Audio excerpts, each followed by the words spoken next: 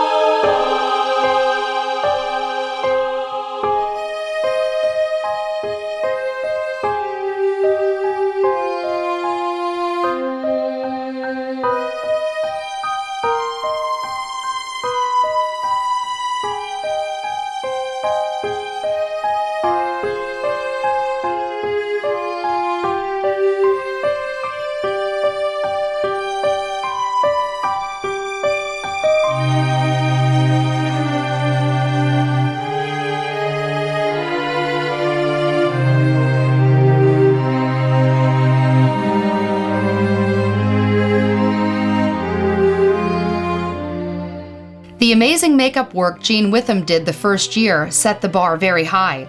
The challenge to maintain such a high level of quality in the coming years was placed in the very capable hands of a gentleman named Abel Zeballos. At that time I was working on my master's degree at Cal State Fullerton, and I was also teaching the makeup class as part of my graduate studies. The Halloween hunt was coming up, and it probably was the second year of the hunt.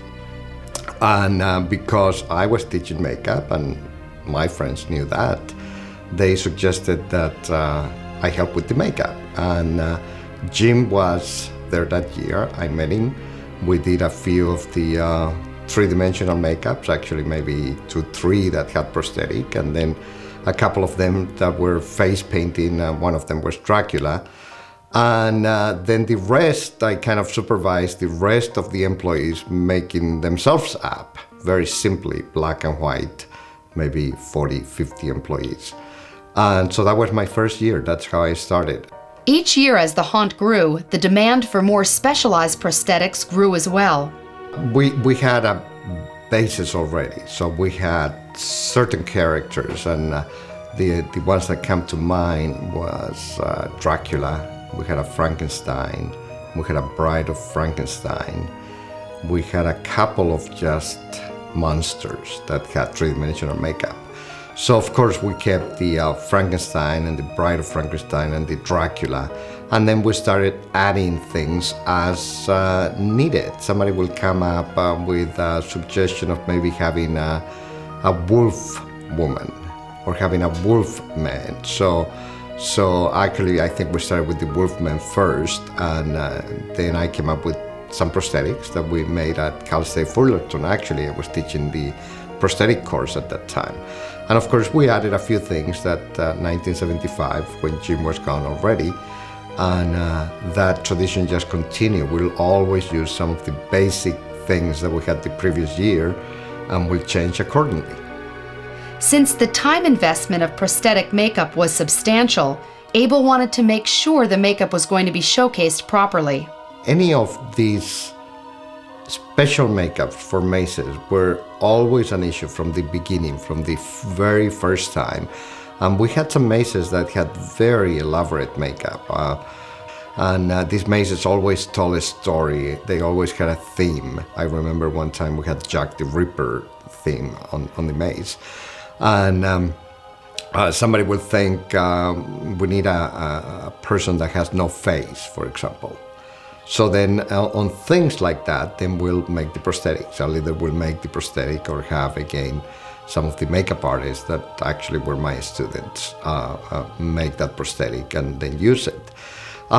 This happened maybe 2-3 years where we worked really hard trying to get some of these special makeups and makeup looks. And by the time the event will open, you will go through the mazes and these people will not be lit properly. So at the beginning, we had most of the special prosthetic makeup on those mazes, and slowly I just said, let's not, unless we're gonna plan to really showcase one of these makeups, and we're gonna plan, definite lighting. So that took a few years to kind of coordinate that whatever you do for these mazes, it's either fast, quick, if they're not gonna be lit, or they have to showcase the makeup itself.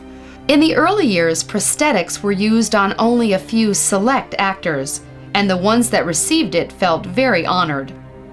I worked the hunt for 3 years. The first year that I worked, I was in a makeup chair. They applied makeup to me, which was kind of a neat thing because not too many people got makeup back then.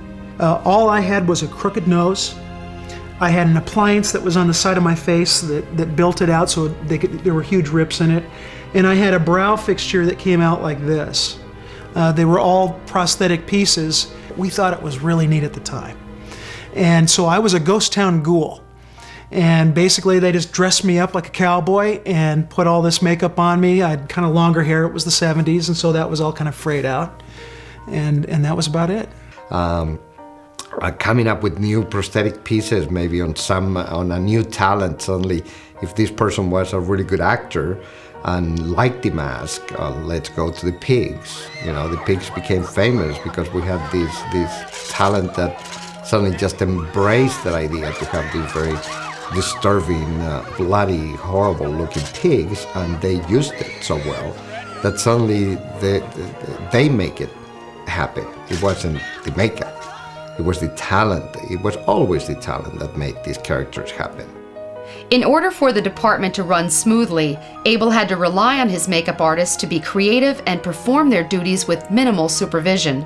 Initiative was a very important thing because when you have these numbers, you can be so precise to say, well, just do exactly this. Sometimes it worked better if you knew that person could take some initiative and come up with something better than I can dream of.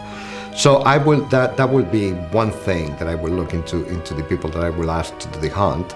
The obvious person to follow will be Mel Smith, who also was there. I hired Mel as soon as she finished the beginning makeup class, and then she was there, my right hand, all the time. She ran the foam latex pieces, she helped me organize the event, and then she was in charge of Cloud 9, which is where we did the bulk of the makeup, the modeling with paint makeup, and now it's where we do the airbrushing. My background was acting, and I had to take a class when I was going through bachelor's and master's of makeup, theatrical makeup. And the man who taught me the class, Abel Zeballos, started Haunt. And I enjoyed the class so much, I kept taking more classes and I became his assistant. And I still was an acting major. In fact, I got my master's in acting. And then after I was done with school, I worked basically here at Haunt and did other jobs and makeup. Abel always instilled confidence in his students and makeup artists. Each person that took his class or worked for him found it easy to develop their own unique style. He's fantastic with makeup. He started out basically in architecture. And he created his own master's degree at Cal State Fullerton so that he could get a master's in makeup. But he's turned out some amazing artists. He really invokes a feeling of imagination as far as a makeup artist goes, as far as your talent goes. He never is a negative force. He's very positive in everything that you do. He wants you to create your own style, but he wants to teach you all the basics so you know exactly how to get to that style, and cleanly and quality. Don't reinvent this wheel because this is done. We know what we're doing. This is the way. Make it better, and I think Mel made it better. After many years of working at the haunt, it was time for Abel to move on and turn the responsibility of the makeup department over to his well-trained protégés. Every year, doing the haunt became harder and harder for me because it was just physically demanding. So throughout the years, I had Scott Cleach always being my right hand and being in charge, and then he worked at Knott for 3 years full-time. And then I had Mel again, that again was my right hand, Mel Smith, for many, many years. Once he got a full-time job over at Cal State Fullerton, he handed basically the whole thing over to me and said, go for it. I was petrified because before this, I had been doing the foaming and the sculpting and getting Cloud 9 ready. And once Abel and Scott Klisch also said bye, it was me having to do both crews and then get all the PR together, and it was harrowing the first year. It was a bit frightening because it's such a big thing. I mean, you think about haunt and makeup, and we're the only place that I know of that hires as many makeup artists as we do for one fell swoop for the whole month of October. It was quite daunting, to say the least. I left, and I think they made it better. And I wasn't surprised. And, if I see things are actually running better, then I will say so. And that's what happened. Oh, yeah. They all lived up to my expectations. Melanie Smith took her talents and what she had learned from Abel to new heights. The need for more prosthetics continued to increase each year. It was now Mel's responsibility to find additional makeup artists to keep up with the demand. I have been lucky enough to know Stephen McCallum over at Mudd, the makeup designery. And I also know Abel. And each one of them, I hire a lot of my makeup artists through them. They're quality makeup artists. They're not going to give me anybody who doesn't represent what they do at their best. A lot of it is just trusting when I am sent. And knowing that these makeup artists in the field, usually of makeup, you have to go by script. You're dictated by the script. Here, it's your imagination. And I have to trust them to use their imagination so that they can play. And with the makeup artists, one thing I've got to make always sure of is that they feel that they're important and that I appreciate them, I respect them. And if I do that, then it starts to fall into place with everyone else. And I do. I really feel like once I've hired a makeup artist and they've done an excellent job and they get along with the other people, they are part of the family. And it's a big family. And each year I will, first off the bat, they get called. She wants the job done. She wants the job done well. And I have a lot of respect for her because she likes everything run smooth and by the book, and she lets us get creative, and I have a lot of respect for Melanie. It's challenging. I like a challenge. And we can develop these makeups. Broaden your horizons. They can be one color one night, another color another night. There's flexibility, and you can play in the art. Melanie's incredible talent for sculpting made for some very original and creative designs. A lot of times I'll watch these monsters who've been around for years, and when they finally get into a prosthetic instead of a mask, you kind of know all their quirks and everything. And when you study them over the years and all of a sudden they finally get a prosthetic, the prosthetic kind of almost sculpts itself. It's that easy. It's all there. And I don't ever, I do it, as they say, bass-ackwards. I put the good old clay on the face, and whatever these puppies want to do, they do. The prosthetics found at the Halloween Haunt are unique to the event and cannot be found anywhere else. Every year, new designs are created and introduced. I do like the dragon's paw with the Celtic design for the bagpiper. He plays the bagpipes, and he's Scottish, and he's got red hair, and he's bald, and it worked out beautifully because being a bagpiper, he needs the expansion of his cheeks and around the throat area so he could not have anything. And I thought, it would be really kind of cool to put like a Scottish dragon's paw on his on his forehead. So I thought, let's just go for it. Imagination, it just came, you know. It's there. You'd be surprised what I come up with sometimes, I'll tell you. The talent of the makeup department is vital to the success of the Halloween haunt. The makeup artists are very dedicated to their craft, realizing that what they create helps make the event what it is. Every makeup artist has a different style, and that's really what haunt's all about. It's everybody being an individual and having their own style, and that's what makes it. I love to watch the monsters work and watch their interaction with the patrons, the people that come in, and you know, see what works.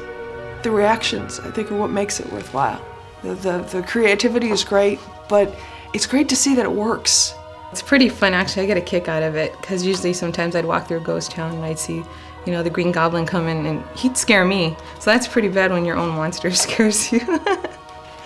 Getting the talent made up and out into their designated areas each night is no small feat. Everyone pulls together and manages to beat the clock getting the job done. It's great work, it's fun, but it's really tough. You've got a deadline that doesn't flinch, and have to take everything in stride. It's pretty amazing how it all comes together. I'm still amazed by it.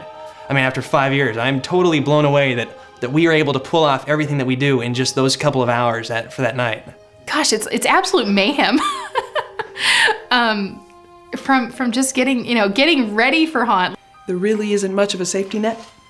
You need to get your work done. You need to get your people out there. The makeup artists found at the Halloween haunt are the best.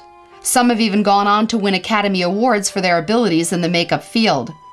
However, with a tight deadline to adhere to and a heavy workload, the artists pool their talents and work together as one big happy family. It was fun. And then it's not only that, but it's coming back and then seeing these people that you had so much fun and you spent such great time the year before, you see them again and it became a family. Relationships born out of crisis situations, they say they never last. But you know, there's a certain bond that you automatically are just granted when you work haunt. And you know, mind you, haunt is not a crisis situation, but it's one of those that it's fast, it happens only in a very short month, you only have so much time. You have to get along or you have to get on. That's just all there is to it.